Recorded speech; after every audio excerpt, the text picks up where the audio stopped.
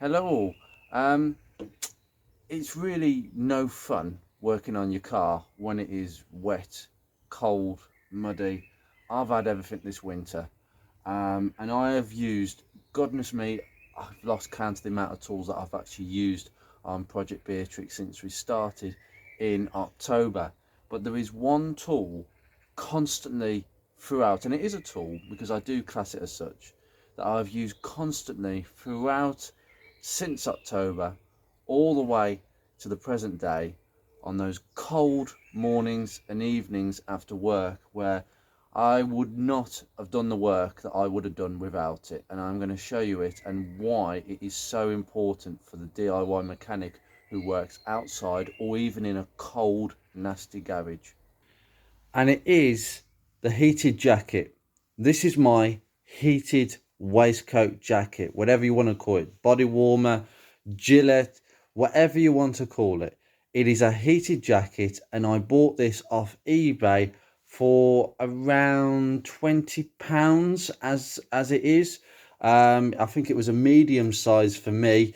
You do have to be really careful of what size you order with heated jackets. But seriously, without this heated jacket, I could not have possibly made the progress that I have on Beatrix. All those cold, nasty days in the winter, all those cold evenings after work, forget it. I would have had to have come in. It was just simply too cold. I mean, the worst bit is my fingers really did hurt because obviously I can't wear thick gloves. I have to wear vinyl or latex gloves to protect my hands from all sorts of stuff.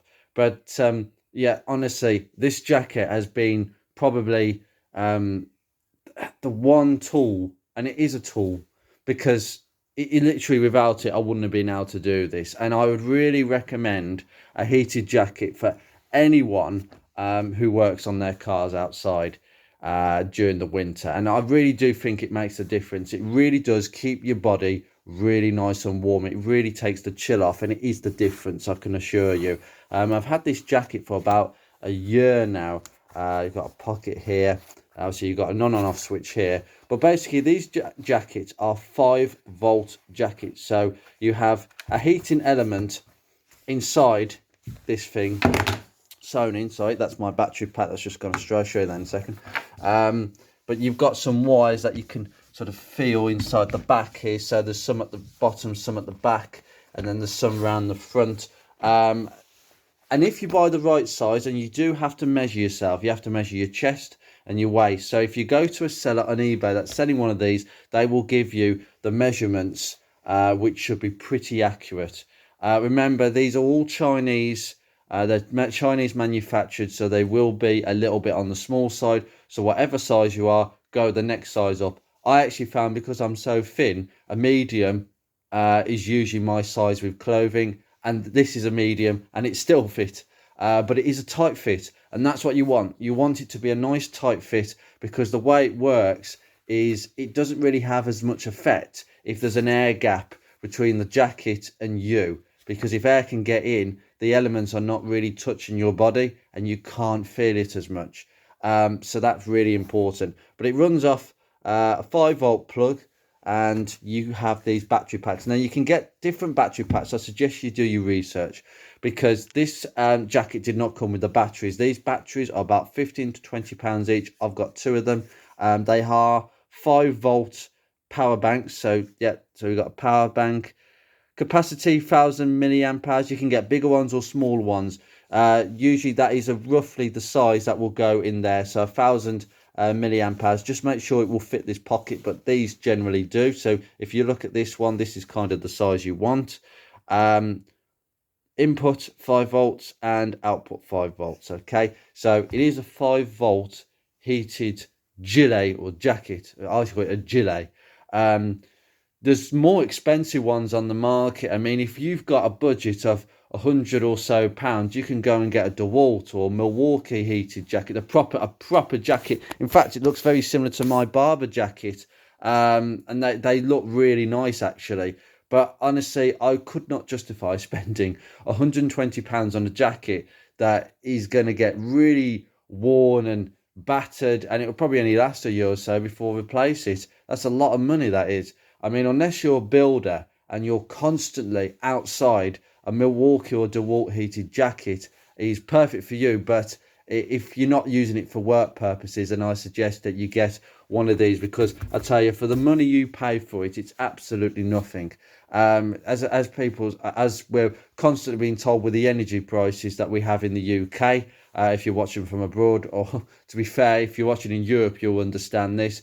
Heat the person, don't heat the room or everything else. And that's the truth. In that, working on cars is exactly the same. Heat yourself, and it makes all the difference in the world. There are other things you can buy, like you can buy, I've heard of heated trousers, heated socks, heated gloves, heated hats, you name it. But this would make the most difference. You can't really wear heated gloves when wearing a car, working on a car, because you need, obviously, you need thinner gloves with working on a car. That's the trade-off, unfortunately. Your hands get cold, but your body's nice and warm, and that really does make the difference. I believe that these batteries will last about about 4 hours on the top setting, maybe 3 to 4, which is enough for me. The medium setting, it will probably last for about 5 to 6 hours. And the low setting, I wouldn't bother with a low setting, because unless you've had it on the hot setting and you've turned it down to low because it's too hot, you wouldn't really feel it. So I've just connected it, and oh, it's just gone off. Okay, so press the button and it's gone red instantly. Can you pick that up? Yep, picking up the LEDs. And oh, my battery's low, I've got to charge it up. So I have had this on outside just now. As I say, I just wanted to keep the edge off, but this is quite warm. When it's on the hot setting, it's really warm, and what it will do is it will go down to the middle setting automatically after a few minutes. So that's pretty good, so to save a bit of energy. And to be fair, once you've heated up, the medium setting is perfectly fine. It really does take the edge off. The low setting I wouldn't recommend. So that's the medium setting, which is white, and then blue is the low setting. So just turn that off again. There we go. So really, honestly, don't really bother if you want to get one of these. So I would definitely recommend this jacket. I really do say this. I think above all the sort of tools that you could buy when you're working on your car, you know, the old average is you can't really work on your car in the winter time. It's just not nice. It's nasty, and I've got to be honest, there's been some days where I've just wanted to pack it in, but no, I've pressed on ahead, and this is probably one of the main reasons why I was able to just withstand a longer time outside and get more jobs done. I mean, you could use this for rider things outside, you know, if you're in the garden or anything outside and it's absolutely freezing, but you've got a job to do. I would recommend getting one of these. I would get one of these if I was a professional builder, because actually for the price point, you can't go wrong. Yeah, they do break. I mean, I've had this for a year and it's still working, touch wood. So I really wouldn't break no bones about that. So anyway, thought I'd do a product review. Probably the most important product review I've actually done so far. I'm not joking you. I've got all sorts of lovely tools. I've got the Milwaukee Impact Gun. I've got all sorts of fancy tools that I've collected over the years. This is the best, honestly.